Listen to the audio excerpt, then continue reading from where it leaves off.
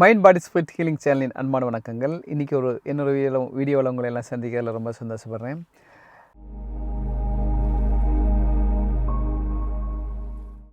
நம்ம பார்த்தீங்கன்னா வாழ்க்கையில் சில பேருக்கு லைஃப்பில் வெற்றி கிடச்சிக்கிட்டே இருக்கும். ரொம்ப ஈஸியாக கிடைக்கும். ரொம்ப கஷ்டப்பட மாட்டாங்க. கஷ்டமெல்லாம் படுவாங்க பேக்ரவுண்டில். பட் அவங்களுக்கு கஷ்டப்படக்கூடிய அளவுக்கு, அவங்க முயற்சி பண்ணக்கூடிய அளவுக்கு அவங்களுக்கு வெற்றி ஈஸியாக கிடச்சிக்கிட்டே இருக்கும். ஆனால் சில பேருக்கு நம்ம ரொம்ப கஷ்டப்படுவோம், ரொம்ப முனைப்பாக இருப்போம், என்னென்ன எஃபர்ட்டில் பண்ண முடியுமோ எல்லாமே செஞ்சு பார்ப்போம். ஆனால் வெற்றி கிடைக்கிறதுக்கு ரொம்ப நாளாகும். சில நேரங்களில் வெற்றி கிடைச்சாலும் ரொம்ப கம்மியான வெற்றியாக கிடைக்கும், இல்லைன்னா சில நேரங்களில் வெற்றியே கிடைக்காம கூட போயிடலாம். இது எப்படி இது ஆகுது, ஏன் இதுக்கு என்ன காரணம் அப்படின்னு நம்ம கொஞ்சம் யோசித்து பார்த்தோம்னு சொன்னால், இது ஒரு வகையான ஸ்ட்ராட்டஜி தான். பட் இது நான் முழுமையாக நம்புகிறேன். இதோடைய வெற்றி கிடைச்ச பலருடைய லைஃப்பில் நானும் பார்த்துருக்கேன். என்னென்னு சொன்னால், இந்த கலெக்டிவ் கான்சியஸ்னஸ் அப்படிங்கிற ஒரு ஸ்டேட் அவங்கள டியூன் பண்ணிக்கிறது. அதனால் கலெக்டிவ் கான்சியஸ்னஸ்னால் என்ன அப்படிங்கிற விஷயத்தை நீங்கள் யோசித்து பார்ப்பீங்க. அதாவது நம்மளுடைய தமிழ் இதில் சொன்னபடி யாதும் ஊரே யாவரும் கேளியர்னு சொல்லி அந்த காலத்தில் அழகா நம்மளுடைய தமிழ் இதில் சொல்லுவாங்க இல்லையா, அதுபோல் அதாவது இந்த உலகம், இந்த பிரபஞ்சமே நம்ம ஒரே உடலாக நம்ம நினைக்கக்கூடிய நினைப்பு. ஆக்சுவலாக நீங்கள் இந்த குவாண்டம் ஃபிசிக்ஸில் என்ன படித்து பார்த்தீங்கன்னு சொன்னால், உலகமே ஒரு சேம் இதில் தான் இயங்கிட்டு இருக்குது அப்படிங்கிறது ரொம்ப தெளிவாக சொல்கிறாங்க. இன்றைக்கி அறிவியல் பூர்வமாகவே சொல்கிறாங்க. நம்ம ஸ்பிரிச்சுவல் லைஃப்லேயே அதுதான் சொல்கிறோம், பிரபஞ்சத்துடைய அங்கம்தான் நம்ம அப்படிங்கிறத நம்மளே பல வீடியோக்களில் சொல்லியிருக்கோம். ஸோ இந்த தொழில் நம்ம ஆரம்பிக்கும் பொழுதும் பல பேர் தொழில் ஆரம்பிக்கும் போது என்ன செய்வோம், நம்மளை ஃபோக்கஸ் பண்ணியே ஆரம்பிப்போம்.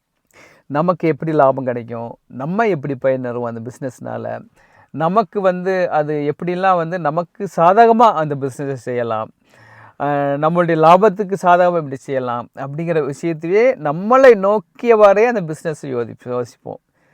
மாறாக நம்ம நம்மளை பற்றி யோசிக்காமல் மற்றவர்களை பற்றி யோசித்து இந்த சர்வீஸ் மைண்டோட நம்ம ஒரு பிஸ்னஸ் யோசிக்கிறோன்னு வைங்களேன். இப்போ நம்மளை பற்றியே மட்டும் யோசிக்கும் போது நம்மளுடைய எனர்ஜியை மட்டும்தான் இந்த பிஸ்னஸில் போடுவோம். இதே நேரத்தில் நம்மளுடைய மற்றவர்களை பற்றி, நம்மளுடைய கஸ்டமர்ஸாக இருக்கலாம், அல்லது சொசைட்டியாக இருக்கலாம், நம்ம செய்யக்கூடிய பிஸ்னஸ் யாரை சென்றடையக்கூடிய மக்களாக இருக்கலாம், அவங்கள மையமாக வச்சு நம்ம இந்த பிஸ்னஸ் செய்ய ஆரம்பிச்சுட்டு வைங்களேன். உதாரணத்துக்கு ஒருத்தர் ஒரு அரிசி கடை வைக்கிறாரு. அந்த அரிசி கடையில் 2 விதமாக நான் சொன்ன அப்படி செய்யலாம். நமக்கு எப்படி லாபம் கிடைக்கிறா அப்படி நம்ம யோசித்து வைக்கிறது, ப்ரைஸுகள் அதிக வச்சு பல அனலைஸ் பண்ணி பண்ணுறது. அதுக்கு இல்லாமல் அந்த மக்கள் யூஸ் பண்ணக்கூடிய மக்களுக்கு எவ்வளோ நல்ல அரிசியாக அவங்களுக்கு கொடுக்கலாம், எவ்வளோ சுத்தமான அரிசியாக கொடுக்கலாம், எவ்வளோ மேக்சிமம் விலை காம்படிட்டிவான விலையில் நமக்கு குறைஞ்ச லாபம் வந்தாலும் கூட பரவாயில்லை, ஆனால் அவங்க பயன் பெறாப்படி எப்படி வைக்கலாம், எப்படி பெஸ்ட்டு அரிசியை எங்கேருந்து வாங்கி கொடுக்கலாம், இது மூலிமா ஒரு வறுமையில் இருக்கவங்களும் கஷ்டத்தில் இருக்கவங்களும் அவங்க எப்படி பயன்பெறக்கூடிய அளவு இந்த அரிசியை நம்ம சீப் அண்ட் பெஸ்ட்டாக கொடுக்கலாம். இதுபோல் அந்த சொசைட்டியை பேஸ் பண்ணி அந்த கலெக்டிவ் கான்சியஸ்னஸ், அதாவது கலெக்டிவ் கான்சியஸ்னால் இங்கே நான் என்ன சொல்கிறேன்னு சொன்னால், அந்த சொசைட்டி இருக்கு இல்லையா, பயன்பெறக்கூடிய சொசைட்டி, அந்த சொசைட்டியோடைய ஒரு அங்கம்தான் நானும் அப்படிங்கிற ஒரு மனநிலையில் அப்படி நம்ம நினைக்கும் போது என்ன செஞ்சுருவோமா, நம்ம மற்றவங்களை பிரித்து பார்க்க மாட்டோம், கஸ்டமரை பிரித்து பார்க்க மாட்டோம். அவங்களுடைய பகுதி தான் நானும் அப்படின்னு சொல்லி அப்போ நமக்கு எப்படி மனசாயிரும், நம்ம எப்படி நமக்கு சொந்தமாக நமக்கு யூஸ் பண்ணால் எப்படி நம்ம பெஸ்ட்டாக வாங்குவோம், பெஸ்ட்டாக செய்வோமோ அதே போல் அந்த சர்வீஸையும் நம்ம அடுத்தவங்களுக்கு கொடுப்போம். ஸோ அந்த ஒரு மனநிலையில் நம்ம அந்த பிஸ்னஸை செய்யும்போது அது அபாரமான ஒரு வெற்றியை நமக்கு கொடுக்கும். சில நேரங்களில் வெற்றி கிடைக்கிறதுக்கு ஒரு காலதாமதமாகலாம், அந்த வெற்றியுடைய லாப பங்கு நமக்கு கம்மியாக கிடைக்கலாம்.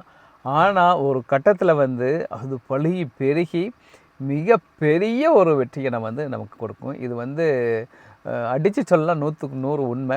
பல நேரங்களில் நம்ம தொழிலில் கஷ்டத்தில் நஷ்டத்தில் போயிட்டே இருக்கும்போது நம்ம இந்த கான்சியஸ்னஸ், இந்த கலெக்டிவ் கான்சியஸ்னஸ், சொசைட்டியை பற்றி நினச்சி அந்த ஒரு கான்சியஸோடு பண்ணுறோம் இல்லையா, அந்த பங்கு, அந்த நினைப்பு நம்ம பிஸ்னஸில் இருக்கா அப்படிங்கிற நீங்கள் அனலைஸ் பண்ணி பாருங்கள். நீங்கள் இந்த அனலைஸை எந்த தொழிலுக்கும் நீங்கள் அடாப்ட் பண்ணலாம். எந்த தொழிலுக்குமே நீங்கள் அடாப்ட் பண்ணலாம். உங்கள் பிஸ்னஸ்க்கு அடாப்ட் பண்ணலாம். நீங்கள் வேலை செய்யக்கூடிய நீங்கள் ஒரு வேலை சம்பளத்துக்கு வேலை செய்யக்கூடிய ஆட்கள் இப்போ நினைக்கலாம், நான் எப்படி செஞ்சாலுமே எனக்கு மாதத்தில் சம்பளம் வந்துடுதே, இப்போ நான் எதுக்கு இப்படி நினைக்கணும், நான் வந்து இந்த கலெக்டிவ் கான்சியஸில் நினச்சாலும் சரி நினைக்காட்டாலும் சரி, நான் எனக்கு எப்படி பண்ணாலும் எனக்கு மாதமானா 1ஆம் தேதியாக தான் எனக்கு சம்பளம் வந்துடுது.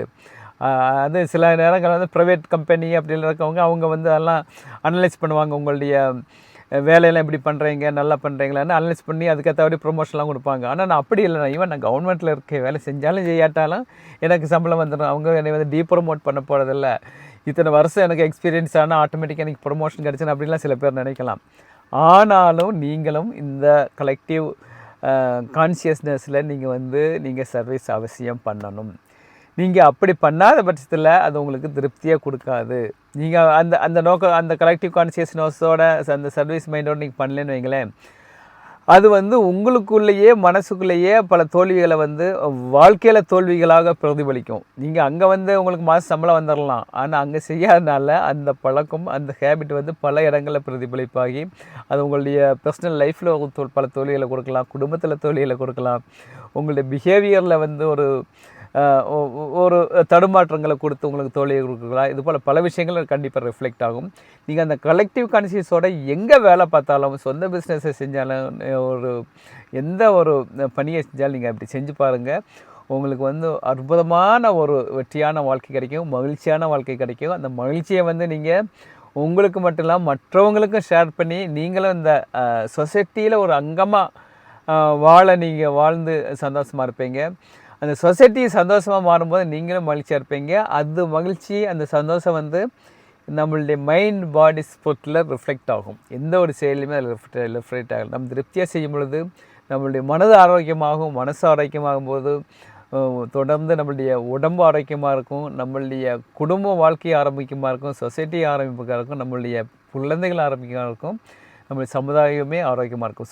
ஸோ இந்த கலெக்டிவ் கான்சியஸோடு எப்படி செயல்படுறது அப்படிங்கிற நம்ம தெரிஞ்சுக்கிட்டோன்னு சொன்னால் நம்மளுடைய வாழ்க்கை ரொம்ப அற்புதமாக இருக்கும். இந்த ஒரு நல்ல செய்தியோடு இந்த வீடியோ அன்றைக்கி முடிச்சுக்கிறேன். இன்னொரு வீடியோவில் சந்திப்போம். நன்றி, வணக்கம்.